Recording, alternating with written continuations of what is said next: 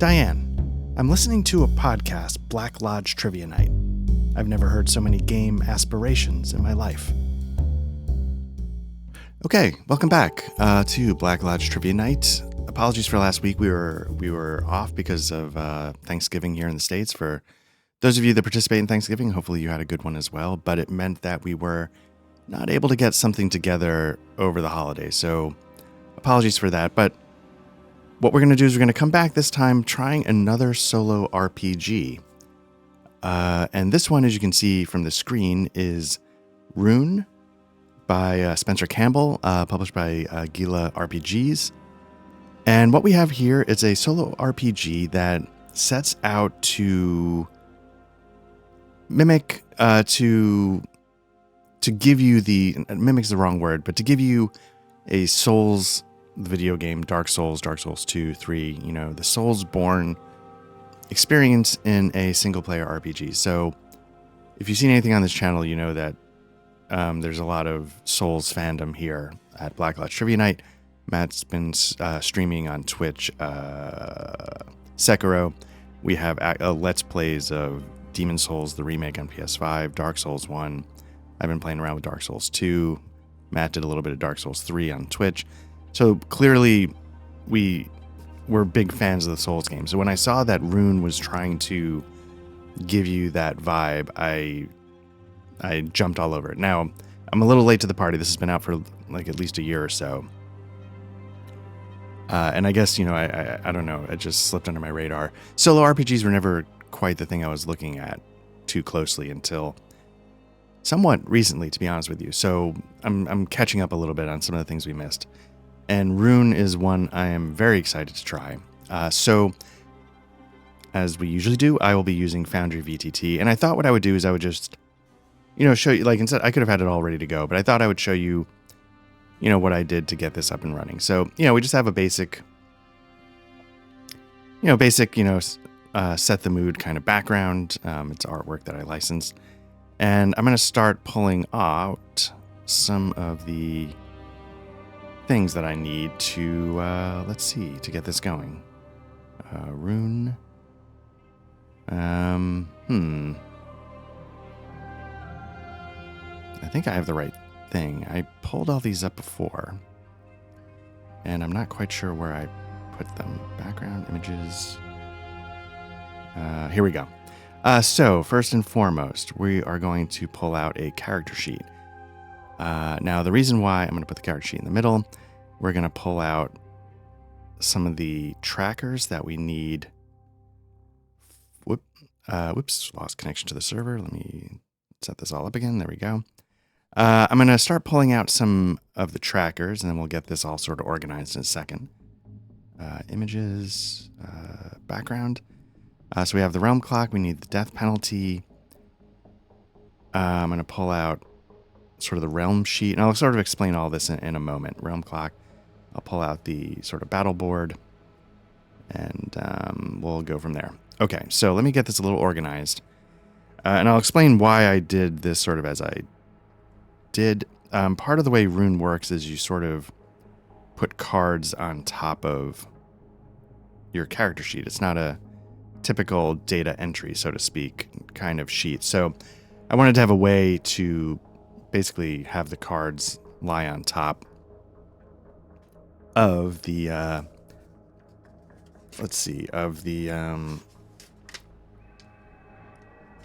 the character sheet itself in a way that would mimic what you'd be looking at, where you're playing this on a table. So I'm trying to remember what I picked for my starting equipment, but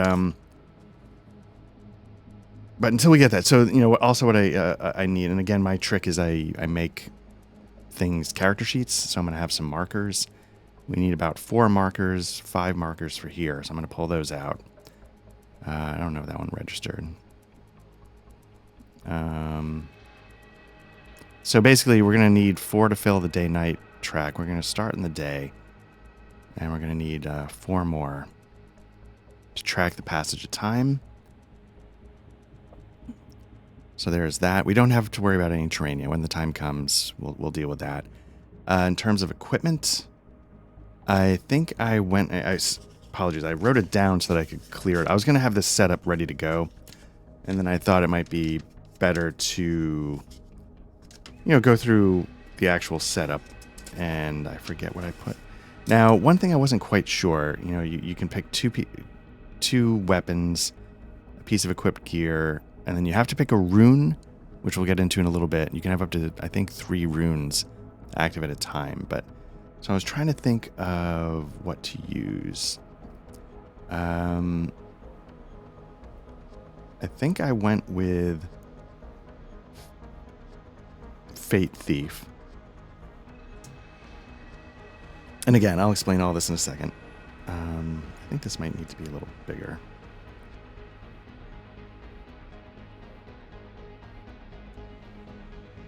And that's good. Okay.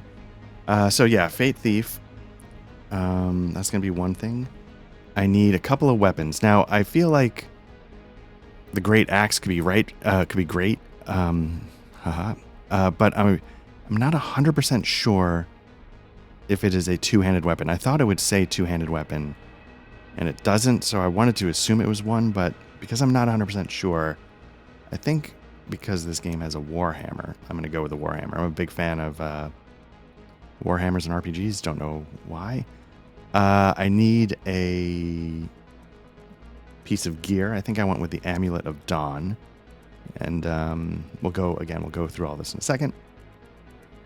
And then for my second weapon, there's a couple options. I could go with a shield. I could probably go with a second weapon like a dagger. But I think I wanted to have some ranged combat ability. So I think I went with Siphon, but I'm not 100% sure. Because it would help me heal.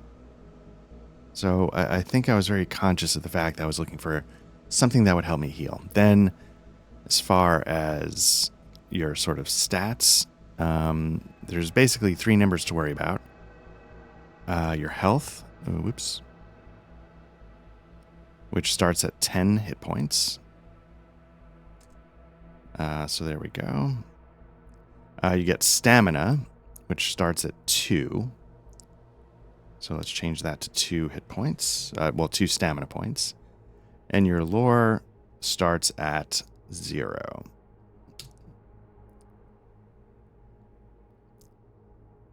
So with that, I think we are essentially set up to play. I think we've accomplished the basics that we need to accomplish. Is this what I wanted? I don't think this is the sheet I wanted. Let me just double check really quickly. That's a nice synopsis, but I have those things up here. So I think I wanted this. I wanted a bigger map to track my progress. So let's use that instead.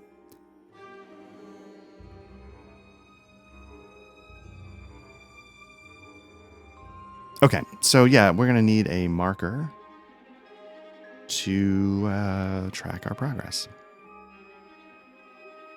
There we go. Okay. Now, the basics of the game are very simple, from what I can tell. You basically, you have...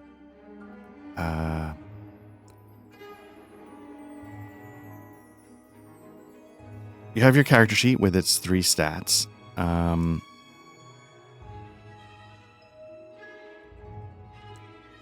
10 health, 2 stamina, 0 lore. Your 10 health is exactly what it sounds like. It's just your hit points. If you hit 0, you're dead. Stamina is interesting. It's the number of dice in your dice pool that you get to take actions specifically in combat. So you can see here, like the Warhammer has a 3, 4, 5, 6. So at some point what I would do is I would roll 2 dice and I would have a 5 and a 3. And what I can do is I can assign them to these actions. So I could give a 5 here to the Warhammer, and that would allow me to move 1, cause 2 damage, 2 harm. Or I could put a 3 on the Warhammer, which would give me a block and a heft, which, this weapon deals +1 harm next round. And then I could put the 5 onto Siphon, which would allow me to drain, so it basically you assign dice. Usually you have 2 stamina. I think there's ways you can bump it up. Maybe certain attacks drain you of a stamina, so you're only rolling 1 die. Not 100% sure about that, but I know there's certain items that we're not going to probably get into that allow you to, get a bonus. And I guess what I should say, just so you know, the way I'm going to personally track everything is I'm going to have this PDF open. I'm going to move it off to the side, but it's a way to sort of check off things that you do as you travel around the world. But I'm going to get out of the way so it doesn't block the screen. So just know that I have that up to track what I'm doing, off to the side. If you're interested, the module for that is called Pop Out for Foundry VTT. And then there's a second module I like to use that's like Pop Out Resize or Resize Pop Out. I'm not sure which. And that allows you to literally resize windows that you've popped out using the other module. So, in combat, you see you have this 4x4 grid. You can have terrain that blocks, that will, block certain squares. And when that's the case, you just sort of, put an X to show that you can't move there. We're not going to have to deal with that for the most part until maybe the end. Creatures, we're called the engraved. So that'll be me. Creatures, the engraved. You can always move, like a rook in chess, it has to be horizontal, vertical. You can't go diagonal. Enemies, same thing. And so then, your basic idea is you sort of go around the map and you, play out the story that's provided in, that other thing that I showed you that I'll be keeping off to the side. It sort of explains the different locations and what occurs there. So we'll get into that as we go, but basically you can see, like, again, most of it is just moving to an area and sort of going through a checklist of activities that, are present in that location. If combat ensues, you move to the battle board and you play it out, and that's really the meat of the game there, which makes sense for a Souls game because usually, that's the crux of what those games are about. So, you always start with 10 health, 2 stamina, 0 lore. Lore is a number you can add to that can help you gameplay-wise with certain areas in the game. Maybe it has other effects, but that's the main thing. Much like a Souls game, if you die, you go back to the bonfire. In this case, it's Area 1. In Rune, they call it the Sigil. So should your character die, you reset all the fights like you would in a Souls game. All the enemies come back. You get your full health back. And if you died, you have to incur this death penalty, which is different from, game to game. In this case, when we die, we resurrect at full health and we roll a d6 and we take a penalty. So until we win a fight. I could see that sort of mimicking the idea of you get back to where you were, you defeat the enemy that killed you, and you get your souls back. It's not a one-for-one analogy, but I sort of see how this goes. And we're going to be doing Grim Coast, I should say, and this is the one that comes with the rule book, and it's sort of suggested as a good starting place if you haven't played before, which I have not, so. It's probably enough explanation. It's probably not going to make sense until I actually start doing it, and I'll probably fumble through that because this is my first time giving this game a shot, but I'm very excited, and with that, let us get started. So, Rune takes place in the world of Oberon, and little is known of the world of Oberon from before the Shattering. Scholars in their tower spend their entire lives poring over what few scraps of record remain, only to understand less than when they had began. Oberon was a world, an impossibly vast world. It spanned in all directions, stretched towards the horizon, reaching for more. Hunger took that world. This hunger had many names, but it felt the same the whole world round. In the wake, they arrived, tinkering, experimenting, playing God. It was only a matter of time before someone tested them. Then there was the Shattering. A ritual was cast not by them, but another. The world of Oberon was blessed with power untold, and its people were revitalized in it. Though unpredictable and dangerous, even heretical, it no doubt saved the world. For a time. They didn't look kindly upon this. Their great experiment was spoiled, rotten, cursed. And so they, like children throwing a tantrum, shattered Oberon. The raw power required to shatter a world is immense, and it forced them to recoil to back to whatever hole they crawled from. Not before they stole one last glance at Oberon. They saw a world broken to pieces. These pieces were scattered and isolated, a roiling storm separating them, a world of islands lost at sea, struck down and abandoned by their gods. The pieces of Oberon would be known as the Many Realms. Their number is impossible to estimate. Each sits as its own world, separated from its kin by the fury of them. Many have tried to make the journey, and all who tried died. Power was required, and power was found. The power of the ritual still coursed through Oberon's veins. It coalesced and consolidated itself in each of the realms, a fragment of the whole. Those founts of power would be known as runes. Those who claimed them would be granted untold power, but most importantly of all, they gained hold of their own fate. Naturally, there came war. Those who prevailed claimed the runes and became rulers of their realm.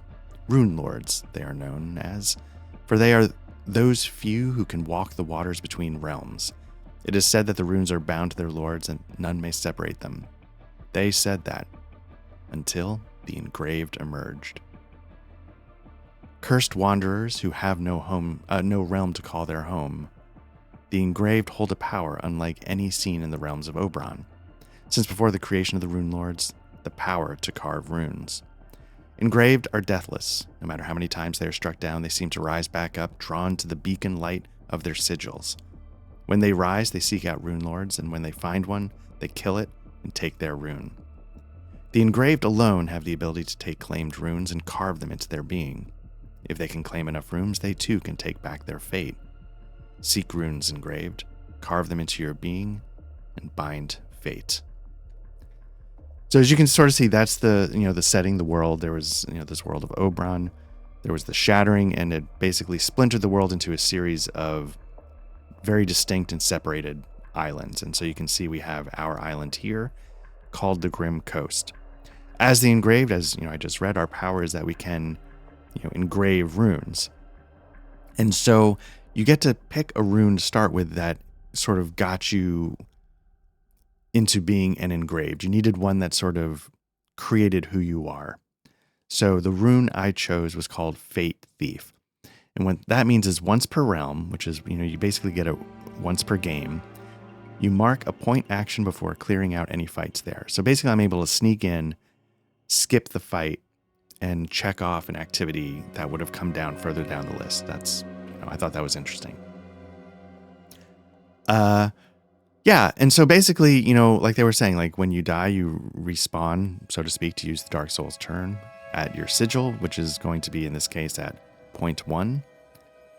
And you reset the fights as you would in Dark Souls. I think you can return to the sigil to heal, and I'm not 100% sure. In Dark Souls, it would respawn the fights, and so that's sort of how I was going to play it. Like I could return to the sigil, heal up, rest at the bonfire, not incur a death penalty, but in my mind, it resets a fight. I don't know if that's exactly right, but that's how I'm going to do it.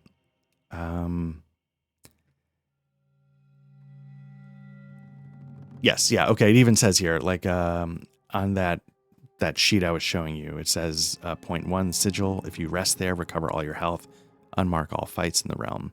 There's no limit to the number of times you may rest. And then it gives you sort of, like you can see there's these lines, and it gives you little pointers about how you can travel. So, so let's officially start. We wake here on the sigil point of the Grim Coast. Icy wind blows against your grave-marked skin. A heavy weight hangs in the air of the Grim Coast. Atop a hill in the distance, a singular keep stands above a desolate land. Carving the sigil into the ground, you prepare yourself. All right. So, yeah, again, we start at in the day. Basically, every move and every fight, I think, advances the clock. Yeah, mark realm clock when moving between points or completing any action at the point. Okay, not just fighting. So, traveling between the sigil, we have 2 paths. A quiet village along the coast, eerily still, or an ominous forest that looms to the north. So what I'm going to try doing is I'm going to go to the forest because it's day. So I figure let's tackle the forest during the day. So I'm going to move to point 3. Probably don't need this one. And that is our first segment of the day. So now I'm going to go on that pop out that I showed you. I'm going to go to that location. Sorry. And it's called the Gnarled Tree. Among a grove of vibrant light, a lone tree sits, twisted, writhing, alive and dead. So, the order of events during the day is there's a fight, and then there's 2 searches. So, what I could do is I could just blow my Faith Thief right now and skip the fight, go straight to the search. But that seems like, I don't know. It seems crazy to just immediately blow the rune. I feel like that's something I should hold on to a little bit. So, let's start with a fight. It says terrain, none, enemies, 3 zealots, 1 writher, and the engraved. So terrain none means we don't have to put any X's down. The whole map is open. It says the engraved starts in D1. And it says let's see, zealots. Let's get some zealots. Start in A1. A4. And that's going to be a tough fight, I think. D4. I guess it sort of makes sense. The zealots are surrounding the tree. The writher is in B3, so let's grab a writher. Now, so we've got this, and like I said, everything's sort of on cards like this. You know, you got cards. So let's pull out the cards for a writher and the zealot. So there we go. Again, I made them all characters. You can purchase the cards as an individual set of files. I think it's sort of all laid out in one, but if you can separate them out from the PDF, you know, you can make your own cards. The idea was that you could like print and play, but I used it here in the VTT. The tokens, if you're curious, Paizo sells Pathfinder tokens. So for Foundry. So I bought those as a module and I brought those in. They're great, and I tend to use them for a lot of my fantasy games. So yeah. Anyway. So this is the starting fight. Now the fighting has a very sort of procedural order. And so let's get to that. There's basically, I think, 5 steps. Steps in each, you know, set of 5 counts as a round. So first, step 1 is determine enemy actions. During this turn, roll a d6 for each enemy in the fight. Compare that result to their action sets and take the related action. So what I'm going to do is I'm going to... You know what I should do? I'm just going to create a new macro. Just so I don't have to go back to the chat all the time for rolling. So that's going to be a 1d6. And then let me make a 2d6 just to have it. I guess I should make like a 3d6 as well. 2d6 and save. Let's do 3d6. Just in case. Hopefully these work. Okay. So we have 3 zealots. So let's roll a d6 for the first one. He gets a 5. So what I'm going to do is I'm going to give this guy a 5. Roll another one, be this guy. He gets a 4. And then the third one is going to get a 2. Okay. That's not great, but that's okay. Let's see what the writher gets. The writher is going to get a 4 as well. Not bad rolling for the bad guys. Okay, so every enemy has a character card. That's what we got here.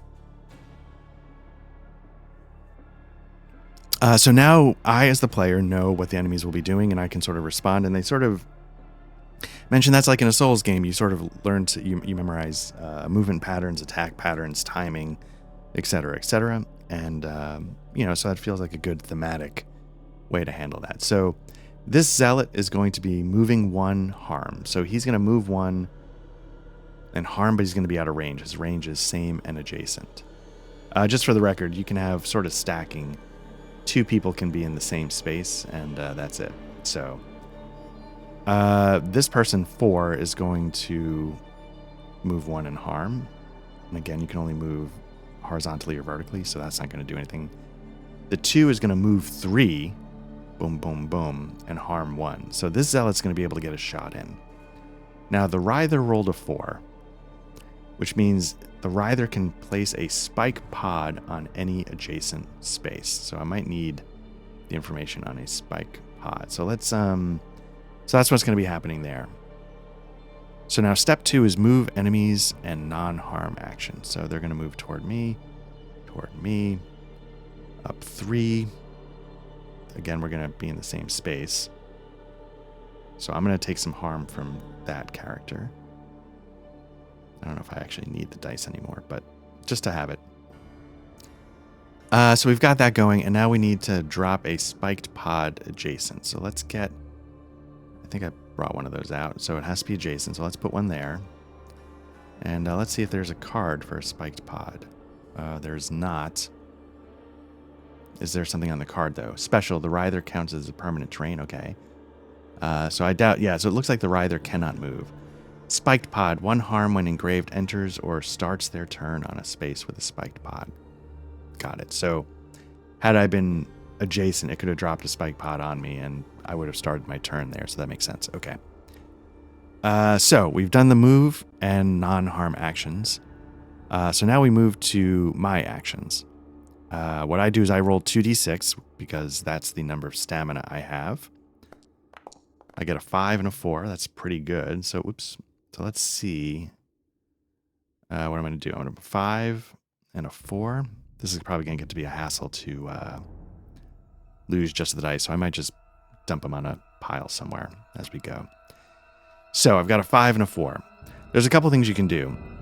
In this case, you can sort of assign a 5 and then a 4, you know, 1 to each action. If I rolled a 1 and a 2, I could combine them and only use it on 1 weapon if I wanted. You know, that would be a 3. That would get me to a block 1 heft. So, yeah, it's hard to know. And I think you sort of have to get it exact. I don't think... There's something about how, like... certain one... There's actually, like, moves that are so powerful you need more higher than a 6.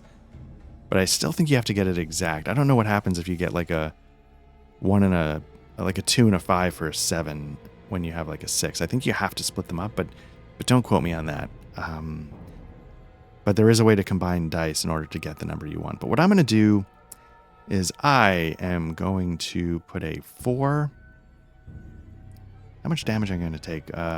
Move 3, harm 1. I'm going to take 1 damage. So I'm going to put a 4 here. So I will drain 1. And the range is either adjacent and 2 spaces. Interesting. So I wonder if that means... I can't do it because they're not adjacent. They are same. Or 2 spaces, 1, 2. So maybe I can harm this guy at range.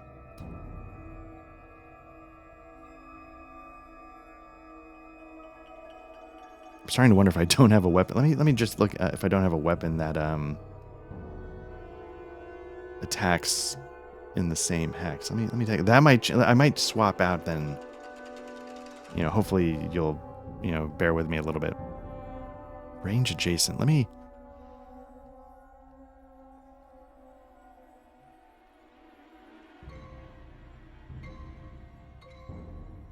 Are there... Let me see, like, a dagger. Because if a dagger doesn't say same, then I think...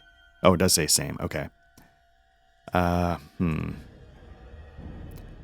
not going to get anything by switching to a longsword. So that's going to... Okay, so I'm going to say that I can't attack somebody when he gets right up in my space, which with certain weapons would make sense. You need a little distance to get a good swing in. So, does that change what I want to do? I could block 1 heft. and then drain 1. This is going to let me move 1, harm 2. This one's going to let me drain 2. Okay. Well, let's see how it goes. So we've determined my engraved actions. I'm going to move 1, harm 2. And then I'm going to drain. I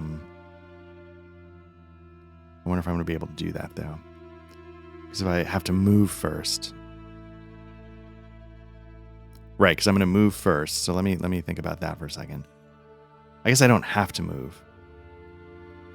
I could just say I'm staying in my spot. I think that's the thing. You don't have to move. Right, it says, for example, if your weapons have granted you a move 2 this round, you may move 2, 1, or not at all. So I think that's what I'm going to do. Okay, so movement for the engraved is done, and now we deal harm. I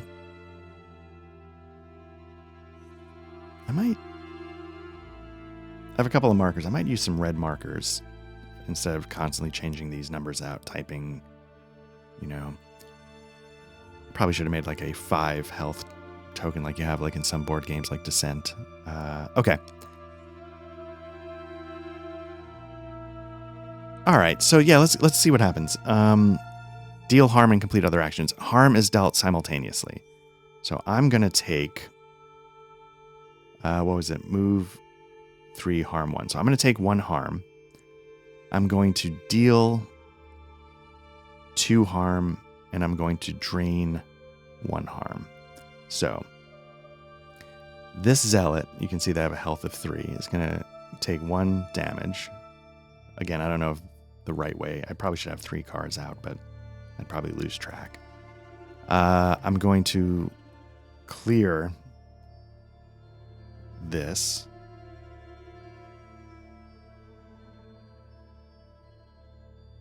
And I think these 2 harm are lost because it's not the right range. So I'll clear that. Actually, I'll just probably up here in the corners where like all the info is going to be. So I will clear that. And I think that becomes...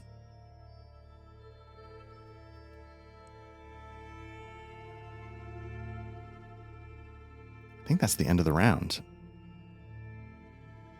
Now I can try fleeing if I wanted to. You take 6 harm and you roll a stamina die, and that adjusts down the amount of harm you take from fleeing. You start with 6 and...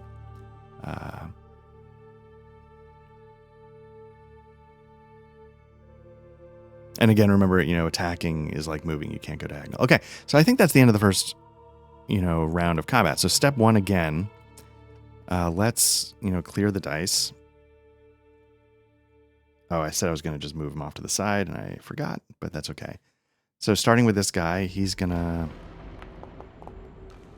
get a 1. Great. Next guy down here, 3. Fantastic. And then this guy is going to get, 6. That's not great. Okay. Let's do the Writher. It's going to get a 2. Good enough. All right, so now we've determined what their actions are. Now we move enemies and do non-harm actions. So this Zealot with a 1 is going to move 3. So it's going to move there. So it's adjacent. It can hit me there, as you can see. This Zealot is a 6. That's a harm 3. That's going to be brutal. But we don't do the harm actions yet. A 3 is going to be move 3, harm 1. So it's going to go 1, 2, 3. But it can't hit me yet. The Writher got a 2, which means it's going to place another spike pod. So let's grab another one of those.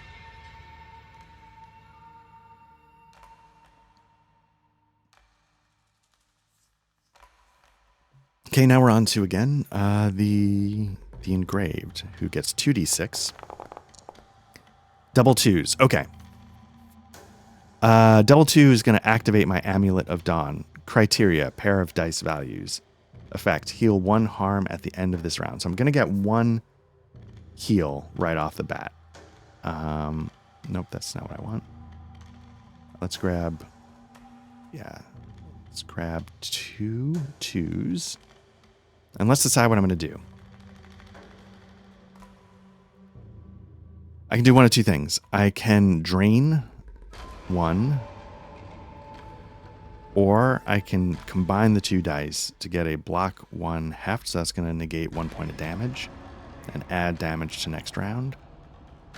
Or yeah, I can drain. I could hit this guy for an extra point of damage, which is I think what I'm going to do, because now we're about to do harm, and I think I'm going to take some hits here. So let's see, a 1. Oh no, that was... Did I do this wrong? No, move 3, harm 1. So he moves. So he's going to do 1 harm there.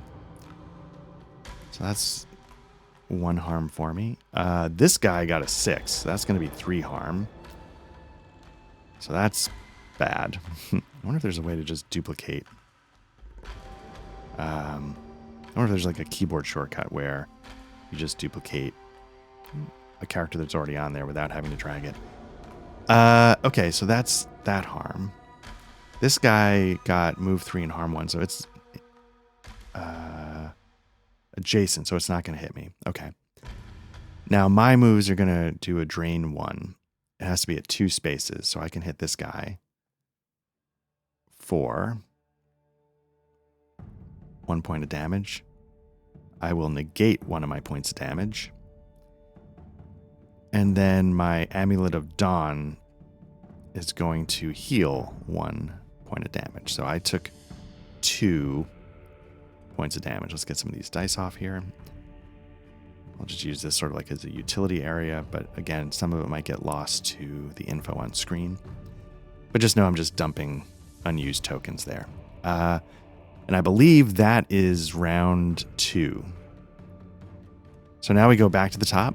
We start with determining the enemy's actions. We'll start with this zealot right there. Got a 4. Again, I'm not happy with these. Well, I don't know what I'm happy with. All the numbers are bad. They're pretty versatile, 1 through 6. Some enemies don't have anything, I think. This gentleman, let's do that zealot. A 2. Okay.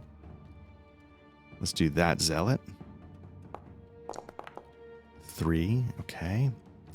Let's do the Writher. Another 2. Okay. And now we do their actions. Okay, a 4 for a zealot is move 1, harm 1. Can't move, but it will be able to do harm. This zealot is a 2, which is move 3, harm 1. It's going to do, so I'm getting 2 points of harm. This zealot is a 3, which is move 3, harm 1. So I'm going to start really taking some hits here in a moment. AKA, I might be in a little bit of trouble. So let's see how this goes. Now it's time to roll my stamina dice. 6 and a 1.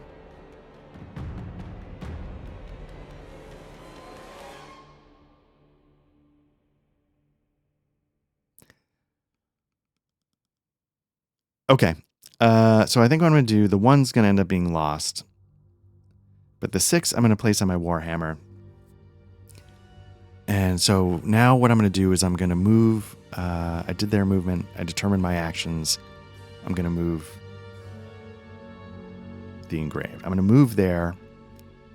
And now we deal harm and complete other actions. So we had a 4, which is going to be harm 1. So I'm taking 1 harm. This guy's a 2, which is 2 harm total. This guy's a 3. What was... Oh, I need to place another spike pod. I didn't do that.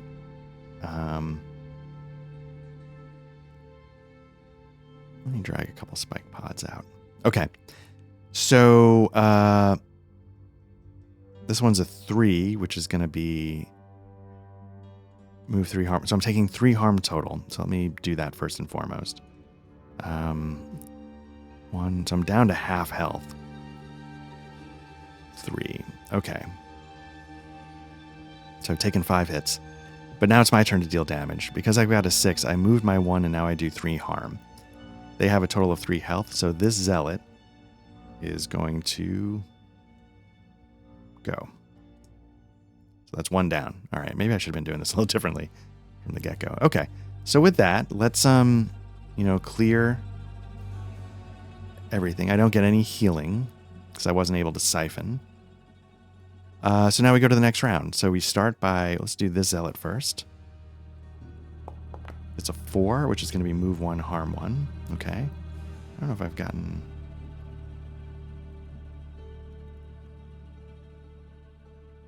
And this zealot is going to get a 5, which is basically the same outcome.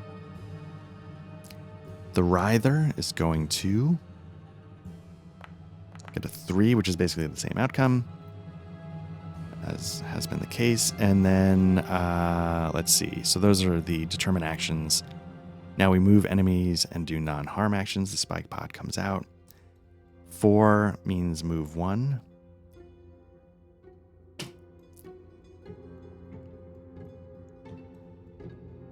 Cool. Now my actions. 5 and a 5. Again, doubles, great. That means I'm going to heal. At least 1 harm, and I desperately need that. So let's pull those out. Got a 5 and a 5. Move 1 harm. Okay, so I think I'm going to be able to take out another one of these zealots. Okay. So I'm going to move 1 harm 2, and I'll be able to drain. I don't know if I'll actually be able to drain, but I think the move 1 harm 2 is going to be enough to knock one of these guys out.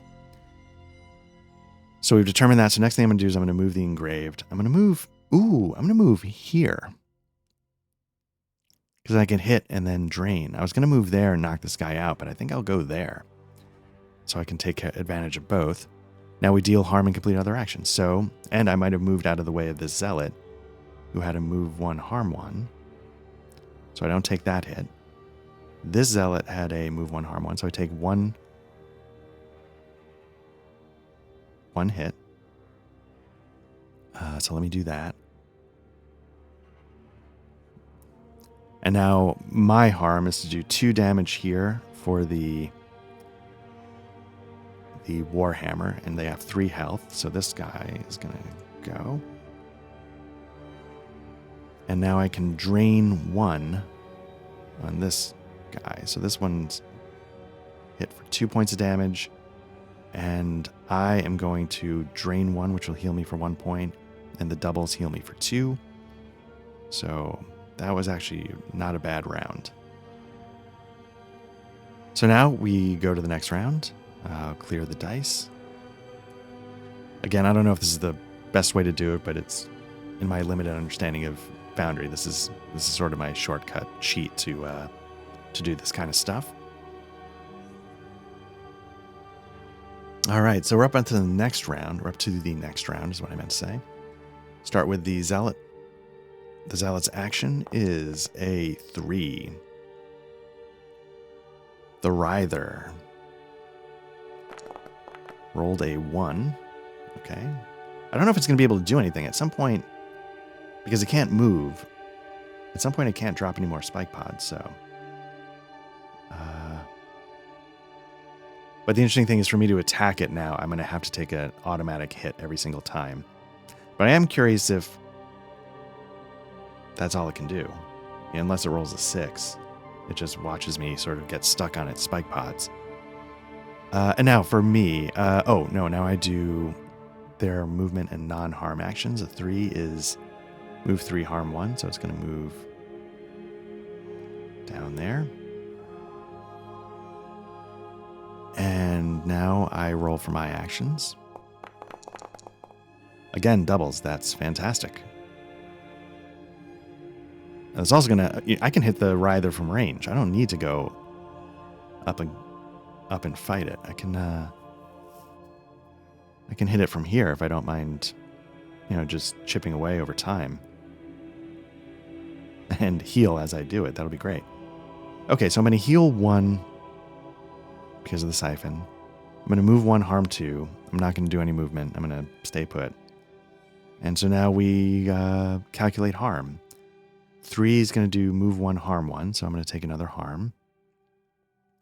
I'm going to lose a harm because of the doubles. I'm going to drain 1 from the Writher. So the Writher is now going to take a hit. It's got a health of 6, so it's going to be hard to...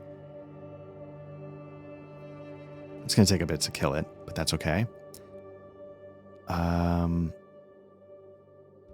can't recall if I already lost that. I'm just going to stick with this. I apologize. I don't know if I already took one off, but I'll err on the side of being more damaged than trying to cheat the other way. So that hits that. And now I'm going to get the 5 move harm 2. So this Zealot's going to go. So now it's just the Engraved versus the Writher. So let's get to that and see how it goes. The Writher's action is a 6. Now, if I had to get adjacent to it, that would harm 2, but I don't have to get adjacent to it, so let's see what happens. It can't place a spike pod, it can't move. So now it's my turn, a 3 and a 3 again, doubles, fantastic. And it's good to get doubles in this case because what I need is... what am I doing? So I need a 3 and then another 3. Now a 3 is going to get me a block. I don't want to use that. I want to use a drain. So what I'm going to do is I'm going to combine them to turn this into a 6. So now we execute harm. I don't get any harm. I'm going to drain the Writher for 2. Which is also going to heal me of 2. I probably could just transfer them, but oh well. And the doubles are going to heal me of another 1. So we've got 3 damage, so the Writher's halfway gone. And I'm actually in pretty decent shape, all things considered. So with that, let's see what the Writher does.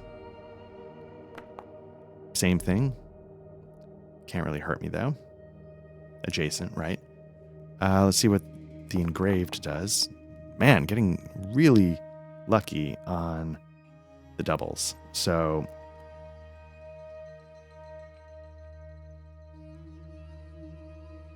trying to think.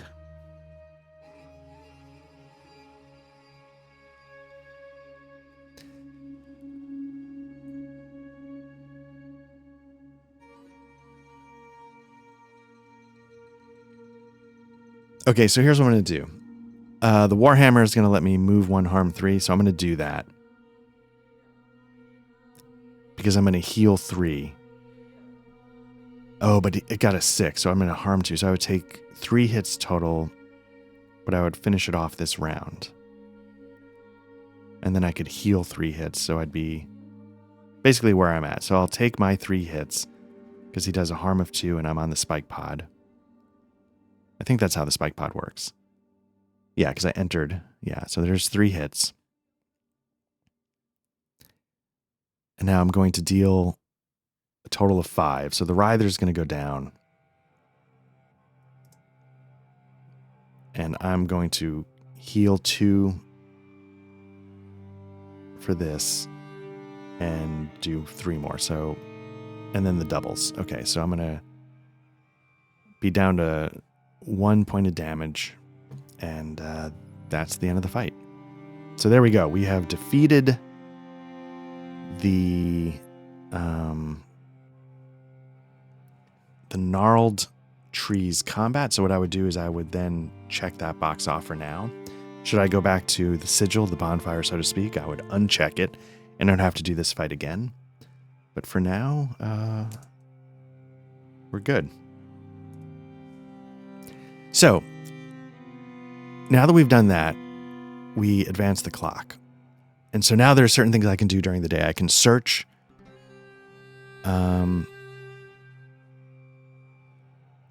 So that's what I'm going to do. I'm going to spend my next action doing a search. Now this search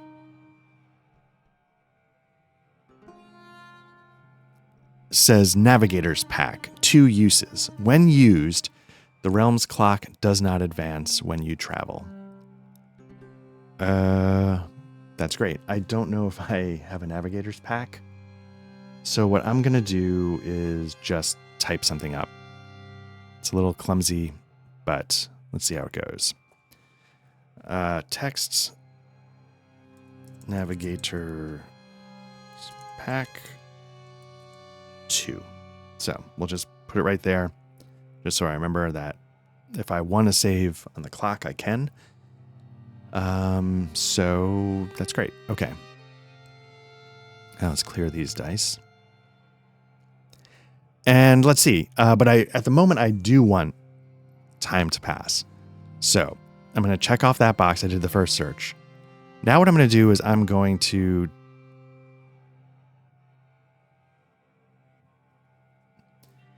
there's a couple things I want to do. I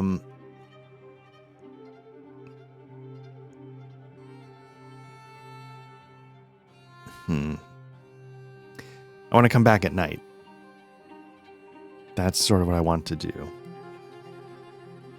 And so I'm trying to sort of calculate, how do I do that? If I go back, that will change it to night.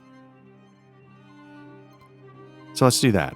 I'll go back to 1. I'm not going to rest.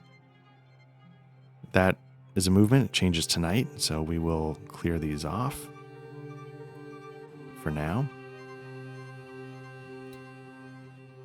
I'm going to move back. That's the first action in the night. Now it says, during the night, you can delve. Sacrifice 2 health to the gnarled tree. I will do that because I'm in okay shape at the moment. The tree's roots drink the spilled blood, a content sigh resonating from the trunk. A voice rings out. The boatman requires the stars to navigate the seas. Increase lore by 1. Permanently reduce maximum health by 2 while you remain on the grim coast. So that was kind of an expensive... probably should have read ahead. So this now becomes an 8. That's going to be interesting. But getting lore is important because lore helps you sort of win the main quest. It helps you do different things in the world. And so you want to get that lore up pretty high. I can tell you in this, it helps you skip things near the end. So we'll have to see how that goes. Okay, so that's the first move of the night. Now you're wondering, well, why I'm going to move down and down. You're wondering why don't I go this way? That's because during the day you can search as long as you have a lore of 1, and that reveals a hidden path that connects these 2 areas. Oh, no, I'm sorry. It leads you from here to here. I'm sorry. So I'm going to check off the delve.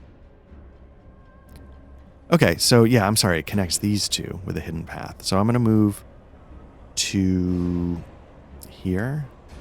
That's going to get me there. So let's go to 2, which is... the village of Teresh. Clearly abandoned, though there are some signs of recent visitors. This place is quiet as a grave. You know what? Given what I'm doing, I'm gonna change that. I'm sorry. Instead of moving here, I'm gonna move back here, which would have been the same thing. And then I'm going to rest, which I think...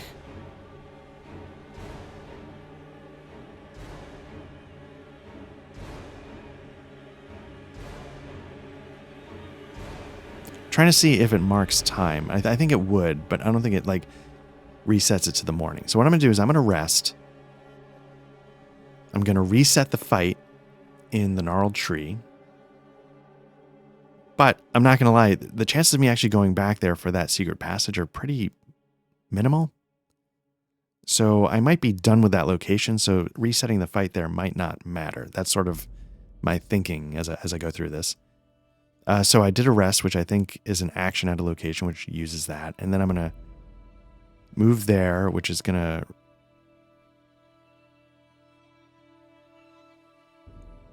do that.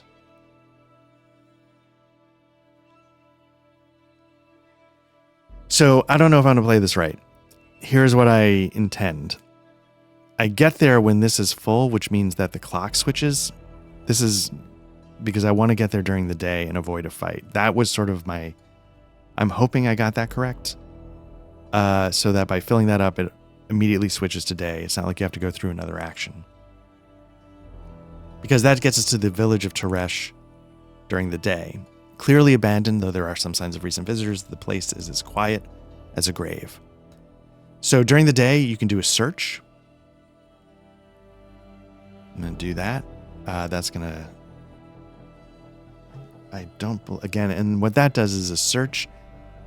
I get a healing vial. 1 use, recover 2 health anytime during exploration. So you can't use it in the middle of the fight, but you can use it to sort of press onward. I don't believe I have a health vial, so that's going to be another thing that I sort of mark down here. Let's see. Text. Health vial 1. Perfect.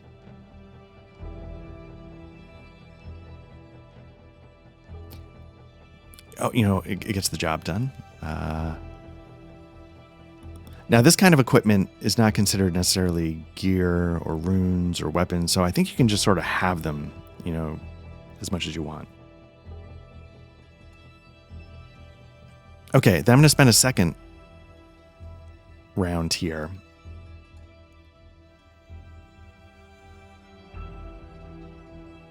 I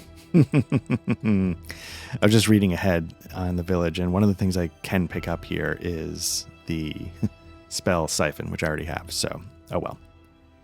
Okay, so learning is the second thing I'm going to do, and that increases my lore by 1. So let's first change that to a 2. So that's good. I'm happy about that. And let's see. No remains to be found anywhere. The valuables of every home still in place, waiting for their owner's return. Drag marks lead to a locked cellar door. So one of the things I like about this game, and it specifically says it in the rulebook, is that it tries to leave things a little vague so that the sort of the environmental storytelling, which is a huge thing in Souls, is sort of left up to you. You can fill in the cracks in a way, which, I know a lot of people put Souls videos out there explaining what this could mean and what that could mean. It sort of codifies a little bit of what's going on in the lore, but I like that idea of, like, when I played Souls the first time, I would see things and start attributing meaning to them, even though I didn't understand one way or another what the more official take on it was supposed to be. So, anyway. So we are done with the village of Teresh during the day. Wait, I got there, I did a search, I did a learn. Okay. And now we are ready to move on, because I don't know if I want to hang out during the night. So now I have 2 places I can go. I can go to 5 or I can go to 4, I believe. Let me just make sure. Travel from the village of Teresh. The safety of the sigil is down path 1. An ominous forest looms to the east, where we've already been. A solitary structure on a nearby coast, 4. Or the keep of this realm atop a hill. So that's the keep. That's sort of the end goal. That's where the boss is. So let's and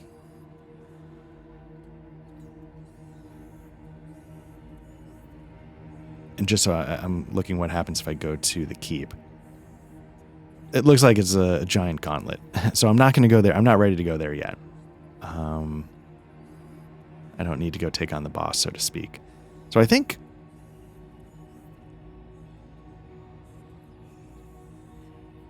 What could I do?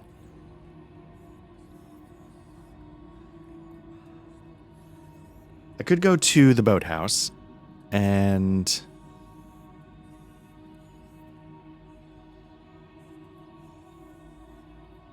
there'd be a fight. So let's do that. I gotta take care of these fights at some point anyway. But if I get to...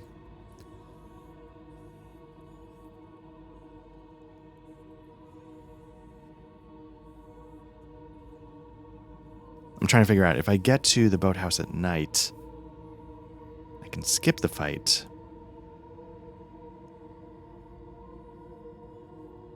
Yeah, whatever. Okay. let's go to the boathouse. It's still during the day. We're going to get to another fight. So for the setup, a solitary structure along a craggy coast. A lit candle glows from the interior. A boat is chained to the shoreline.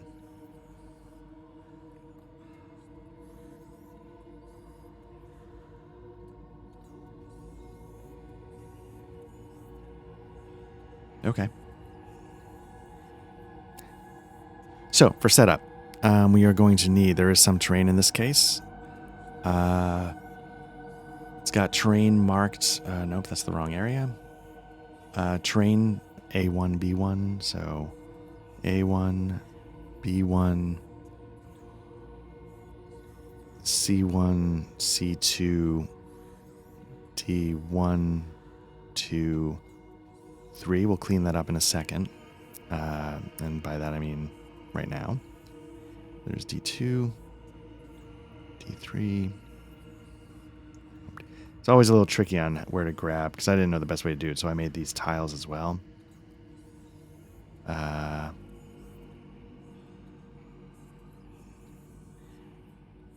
that. So you sort of have to grab, as you can see, in a slightly weird spot to move that there, because this one's a little easier to grab. Let's move there. So you basically get the idea that we've made like a coastline, right? You know, you can sort of see that's, I think, what they're trying to go for.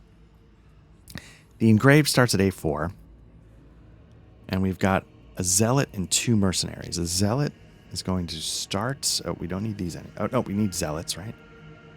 1 zealot, 2 mercenaries, so we don't need the Writher.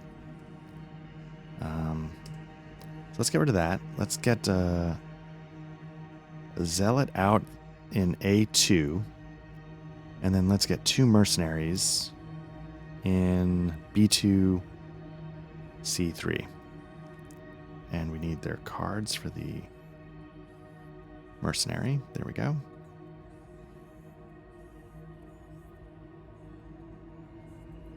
Perfect. And again, we start the fight. Here we go. Round 1. Let's roll the dice for what the zealot does. It's a 1. I don't know if I love that because it means it's a lot of movement. First mercenary gets a 4. I haven't really looked to see what their abilities are, but I guess we'll find out in due time. And a 2. Wonderful. So, okay, so they're both going to move 1, harm 1. Okay, I see. The zealot can move 3, harm 1. So I guess it could be worse. So let's do all the movement. They're going to go there. They are going to go there. And they are going to go there. Okay. The zealot. Ooh. The mercenaries have a 4. Okay. All right. Yeah, the zealot's flavor text. It's got a little flavor text there. It says, the stars. Don't you see it, the stars? And then for mercenary, it says, soldiers for hire. No gold or forms of payment can be found in their, whatever. It's a little, the text is a little small. Okay, so we've done that, but we're not going to do harm. Now we decide what the engraved is going to do. It's a 6 and a 3. Okay. With a 6, I can kind of wreck shop. But I won't be able to do anything with the drain. You can only use a weapon once, if you wonder why I'm not putting the 6 and the 3 on the Warhammer.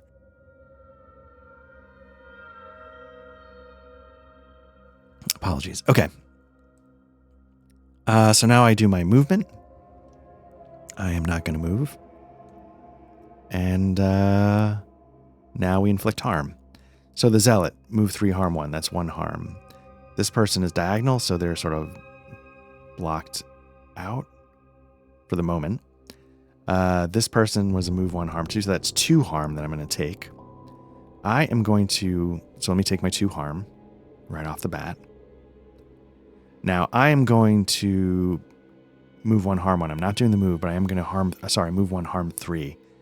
3 is going to knock the zealot out. So I'm going to take the zealot off the board. And I think that's my turn because a 3 does not get me any drain. So that is round 1. Let's clear some dice. And let's see what this mercenary does. Gets a 5. Okay. And let's see what the other mercenary does. Gets a 6. Okay.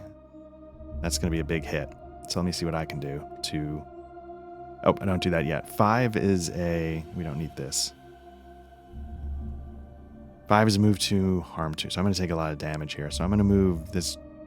I'm going to move them over there. And now I'm ready to see what I do. Could really use doubles. I don't get it.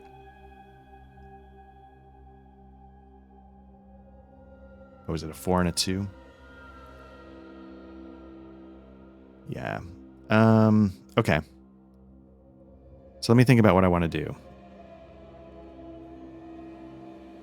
I'm about to take, let's see how many points of damage. 2. I'm about to take 5 points of damage. Whoops.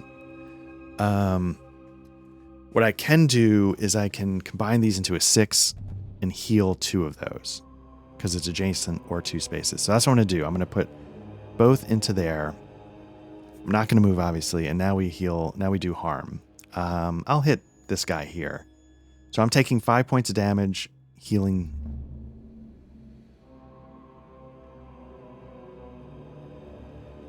Wow, did I really take 2 points of damage last time? So I'm going to take 3 points of damage total, and they are going to take 2. Woof.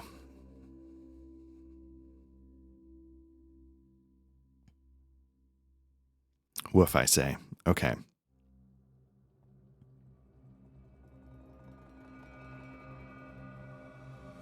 Okay. So, I mean, you know, gotta keep going, right? So let's see what happens.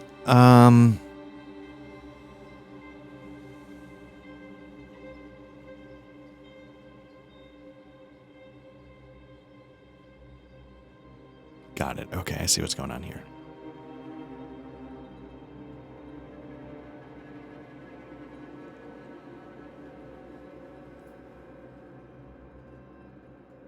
Okay, so yeah, let's clear the dice. Sorry, I was just sort of skimming some of the location text to figure something out.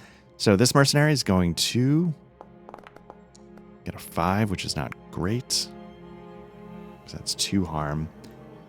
This one is going to get a 4. I mean, none of this is great because I think this could be enough potential damage, yes, to kill me. So I've got to be very careful about how I proceed here. Again, I could try and flee, but it would cause me 6 harm minus a roll of a stamina die. So odds are that could kill me as well. They're not going to move because they're in good. They want to be adjacent. They don't want to be in the same space. So let's not worry about that. Let's see what I do. Doubles? No, of course not. Would have been 2. Awesome. 5 and a 2.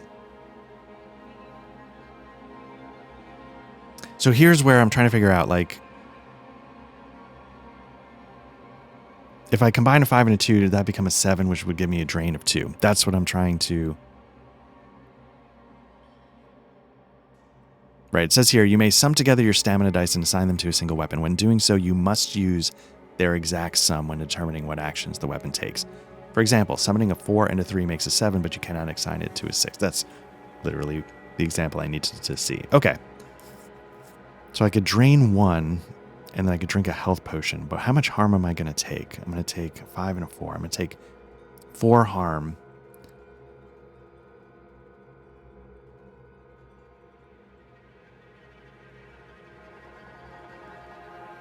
So let me think about this.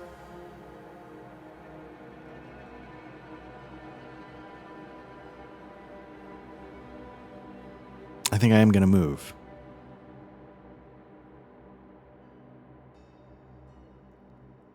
I don't know if I can tank this because I would take 4 damage, which would put me at 9. I could heal 3, which would put me back to 6, and I could kill one of them. But then I am out of healing.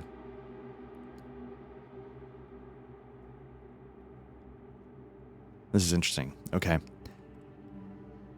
And I'm at 6 health. So just about anything, half of the mercenary's abilities could potentially kill me. So.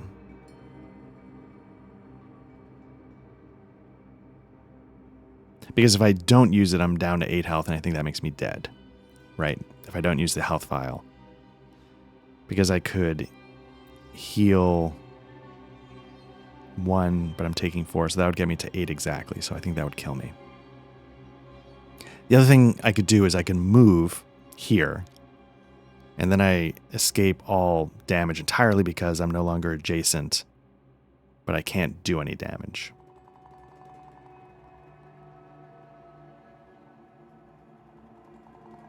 Let's try that. Let's see what happens. Okay, so I'm going to move 1.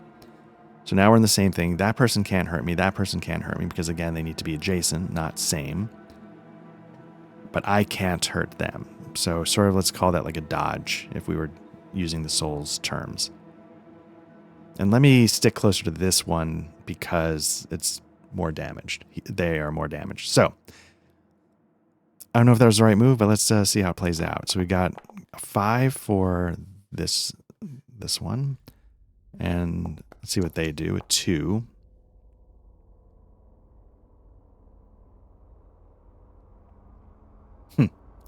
I could sort of picture how this could feel like a Souls fight where you're positioning, keeping this one over here while you try and get behind that one for the backstab. I sort of, I'm enjoying that aspect of it. Okay, so now let's see what they do to move. A 5 is a move 2, harm 2. So it's interesting, like, you know, they could move 1 and get adjacent, but could they move 2 anticipating what I might do and sort of block things off like you would with chess? But at the same time, like, you can move there, but then I could just move there. So it's not like, you know, they can't box me in at the moment, I don't believe. So what I'll do is I'll leave the... No, what? I'll move the mercenary there just on the off chance they get their hit in. We'll deal with that. The 2 is a move 1, harm 1.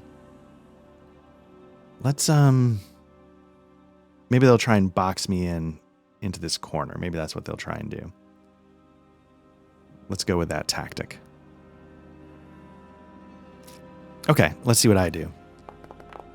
A 1 and a 3. Oof, that's not good.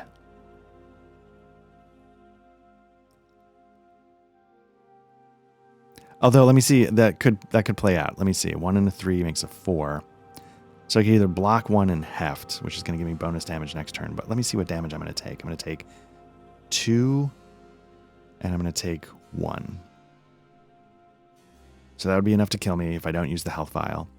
So what I'm going to do is I'm going to combine mine. Oh, crap. I don't get to move if I do that.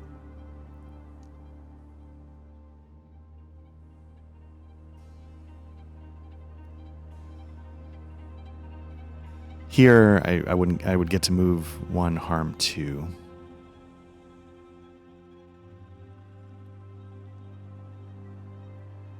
So I could do the move, but I couldn't actually do the harm.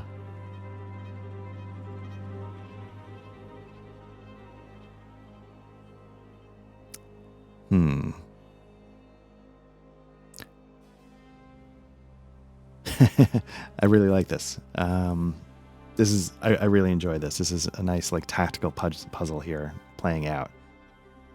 Which, if you play a Souls game, it happens very quickly, but there's a lot of, even though the combat itself is, compared to like Neo or other fighting games where you have to remember combos and like XXY up, I don't do well with those. The moment to moment is like, do I want to do a heavy swing, light swing? Do I want to move, roll? Like, the choices to me feel limited in a good way compared to like combo fighting games, combo action games.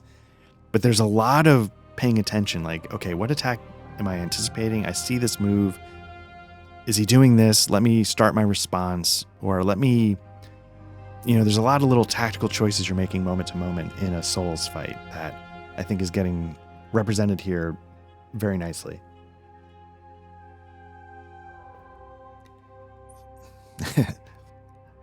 All that rambling didn't, bought me some time, but I still don't quite know what I want to do. Again, if I get to a 4, I can block. And again, I'm going to take 2, which is going to be 1. I'm going to take 3 points of damage, which is enough to kill me. What I could do... Okay, this is what I'm going to do. I'm going to put it into a drain 1. So... I don't know if this is the smart thing to do, but... I'm going to take 3 points of damage, which would technically kill me, but I'm going to drain 1, which is going to heal 1. So I'm actually up to 7 points of damage. That's not great.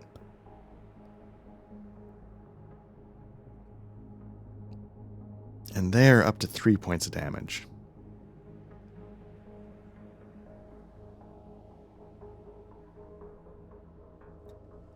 I could burn the health vial, but that's something I'm hoping... It's one of those things where It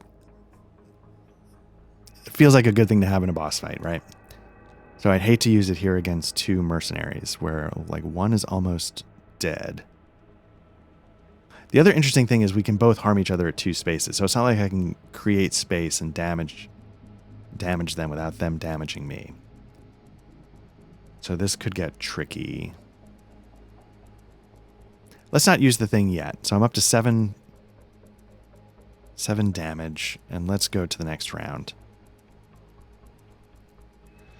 Okay, let's see what they do. A 3, which is going to be move 1, harm 1. Any hit's enough to kill me, right? Let's see what they do.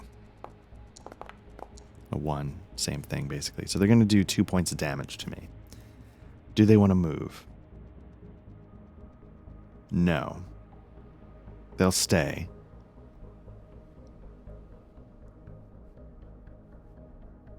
I think I've got to... Let's see what my rolls are. 3 and a 5. Again. Oops. Oh, interesting. So that was a 3. So let's just put those there. I'm not sure what I'm going to do yet. 3 and a 5.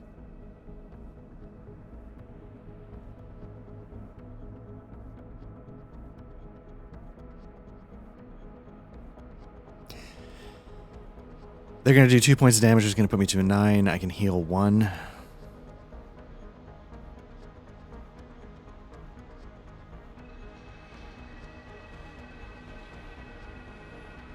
So I think what I'm going to do is I'm going to put a 5 to this one, a 3 over here. And I'm going to move into their area. I lose my ability to harm, but they lose their ability to harm. So, sort of a wash. Okay, so let's start the next round. Let's see what they are doing. Ugh, 6. That's a harm 3. That's brutal. Let's see what they do. 3. So I need to stay close to this guy somehow. Let's see what my 3 is going to be a move 1.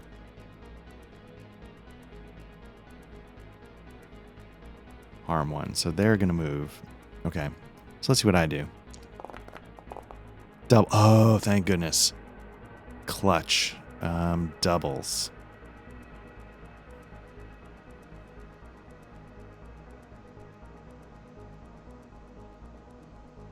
Okay. I might not be doing the Amulet of Dawn correctly. I might have to survive.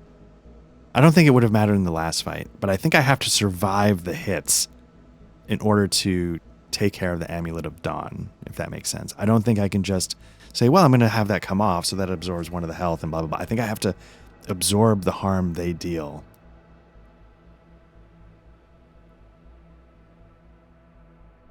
In order to heal.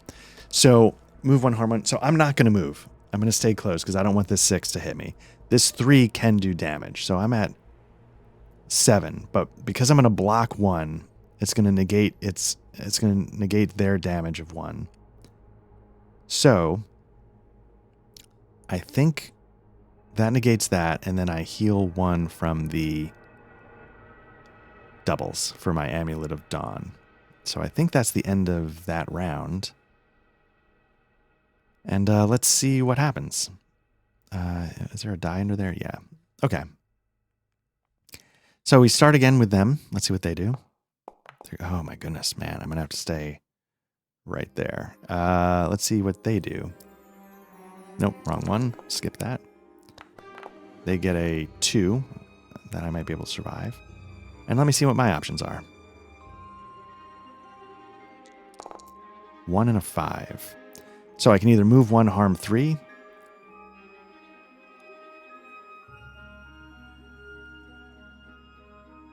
I could drain. Ooh, move 1, drain 2. I can't do the drain.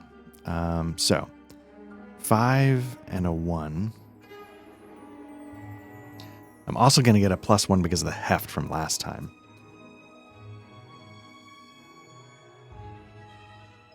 So I'm not going to move. I'm not going to move. And here's how this is going to go. Okay. Now we deal harm. This harm is negated because we're adjacent.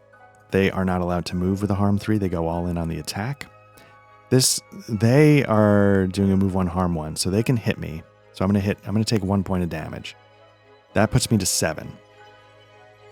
Still alive. I'm going to combine everything into a move 1, harm 3. I did not move, but now I'm going to harm 3 on this, on them right there. Sorry, excuse me. And what that means is harm 3, but my heft from last round gives me a +1 for 4 harm. You can see they have a health of 4, so they are gone.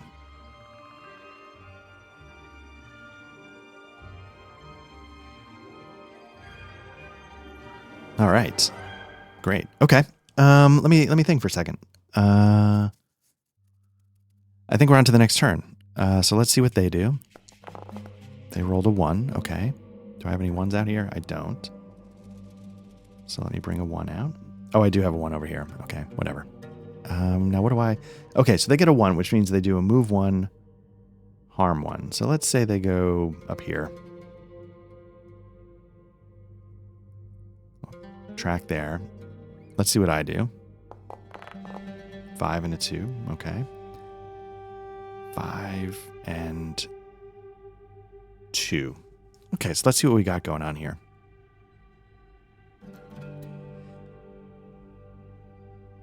We can trade blows, basically, and that would be enough to kill the last mercenary.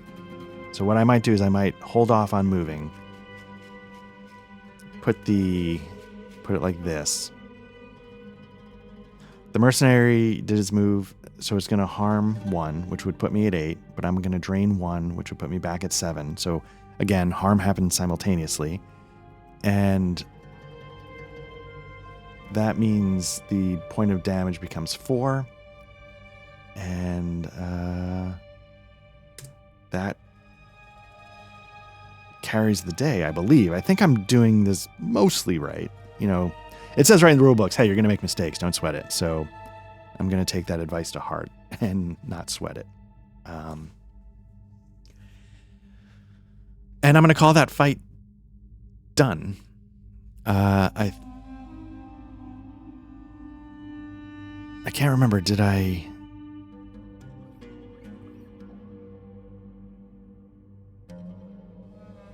I'm going to use one of my navigator packs because I don't want that fight to advance it tonight. So let me mark that down real quick. And yeah, so that's not going to add to that. What is, though, is my next action, which is going to be a search. Requires lore of 2, which I've gotten.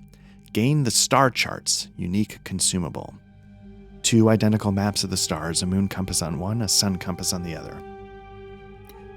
So let me add that really quickly. Text. What did I call that? Star charts. Okay. Now what the star charts do is, well, we'll get to that in a second.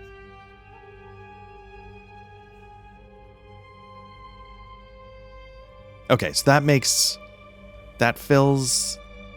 Nope, we don't want new text. Apologies, I forgot to change... forgot forgot to change this back to the character movement. So that's going to fill the thing, which is going to convert it to night. So now it's the first turn of night. So what we can do now is we did the search. So we did the 2 activities here during the day. Now, if we come at night, you have the option to delve. A spectral boatman stands in the chained up boat, beckoning you closer. They look to the stars as you step inside. So what this does is there is a sort of like a spectral boatman that will ferry us between the 2 islands. You can only use the boatman at night unless you have a lore of 2 and you discover the star charts. If you have the star charts, you can move at any time you want during the day or night. Now, the trick with coming here during the day is you always have to fight through a zealot and 2 mercenaries. I guess you could flee and, just get what you get. Sort of sprinting past, so to speak, and you get a hit on your way through. But if you come at night, there's no fight. So it's probably still advantageous to come at night. If we're being honest. What's number 2 during the day? You want to go through the village during the day because there's no fight. If you go through the night, there's a fight. Gives you the option to delve, which we can't take advantage of yet. But even if we could, that's how you get the siphon spell. So I don't know if there's any reason to delve for the siphon spell, but it does give you a lore increase. I'm trying to see how many different ways we can get lore. Basically, that's the thing. We're at a lore of 2.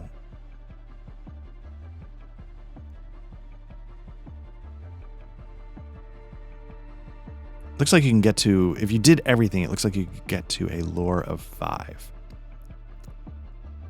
But you only need a lore of 4 to unlock what you need at the end. So you can skip 1, and what I might skip is delving in town for the spell. Because you remember it says in the description that drag marks led to a locked cellar door. So, all right, so what I'm going to do is I'm going to keep this going, but I'm going to pause here, so you'll probably see like a fade out and fade in, because this is, my intention is to get through the Grim Coast, start to finish. Even if I die on the boss, maybe I'll be like, okay, you got the idea of it.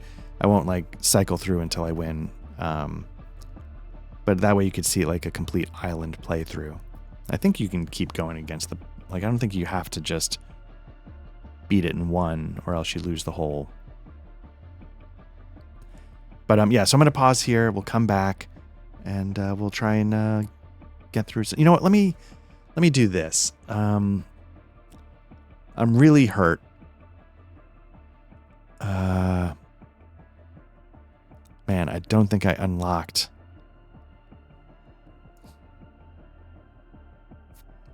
I might be in trouble here.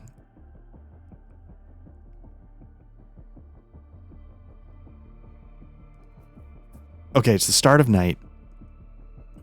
I'm at the boat. So what I'm going to do is I'm at the boathouse. I'm going to delve, which is going to take me across to the ruinous camp. So let me add that.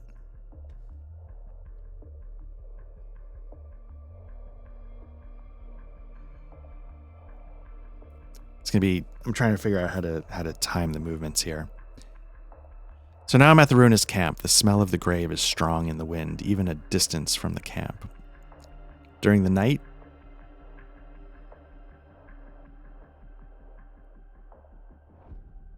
this is going to go poorly. Okay, during the night, I'm going to search. So let's search, and I get another healing vial. So now I've got 2 of these. That's good. Got a little stockpile going.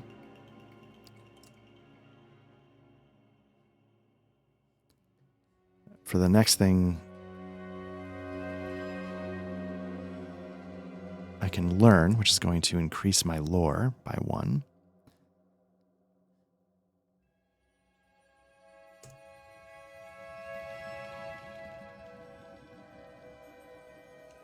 Now, here's the trick. What I can do is I can travel back using the navigators.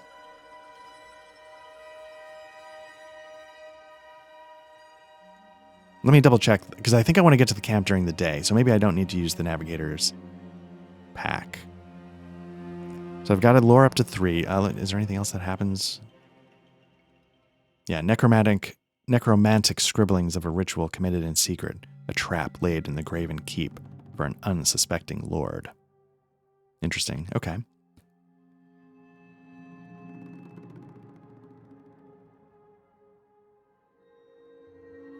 So there's 2 ways we can go. We can take a solitary path out to 7, to the eastern shoreline, or of course we can make our way back.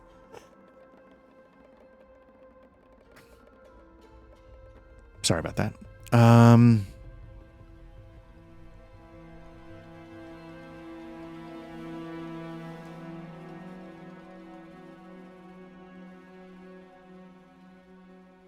Trying to think what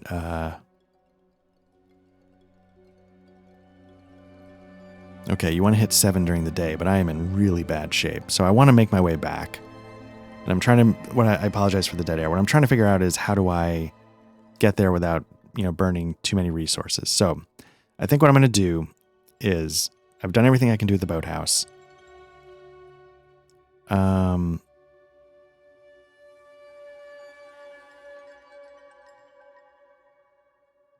What I'm trying to figure out, if I hit the boathouse during the day, there's another fight, the fight I just dealt with. I don't want to deal with that. So what I'm going to do is I'm going to move here. This is the part I don't get. I think that would be my 4th. And so maybe I did this wrong. Maybe my next one would then advance it today. That's what I'm going to do because it helps me out. And also I think that makes more sense. It's not like once you fill that out, you immediately flip. I think the next one, that's how I'm going to do it. I don't know if that's right. Or should I just stay consistent? Because I think what I'm doing now is the one that actually makes more sense. I think what I was doing before might have been wrong. So what I'm going to do is I'm going to do that. That gets me there. When I move there, that's the next one, which would move me today. I hit the town during the day, which is great, because during the day there's no fight. I've already done everything I can there. I head back.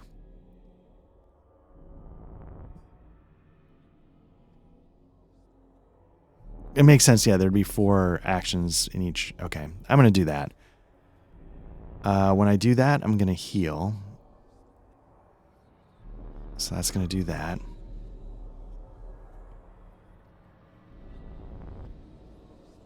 What was going on in 3?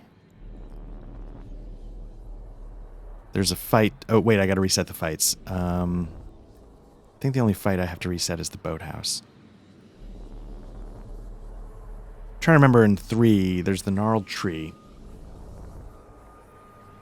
If I hit it up during the day, I'm going to get into the 3 zealots and the writher again, I think.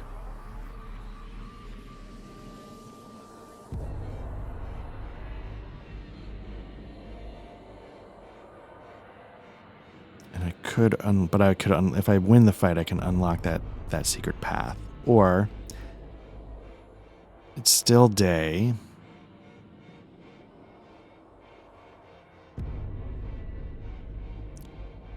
One.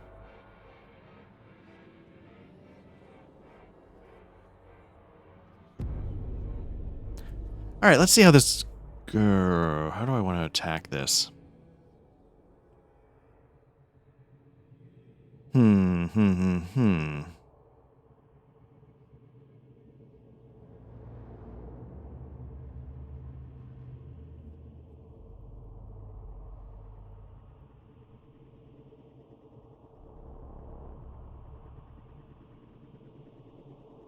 All right, so I think what I'll do is I'm going to pause here so you don't have to deal with this much dead time as I sort of skim over the areas and figure out how I want to course this out. But again, let me pause here. We'll come back and keep this going. So thanks.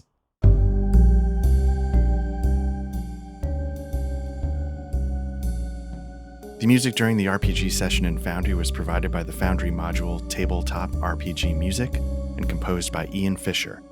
You can find his Patreon at www.patreon.com/tabletop RPG music, all one word.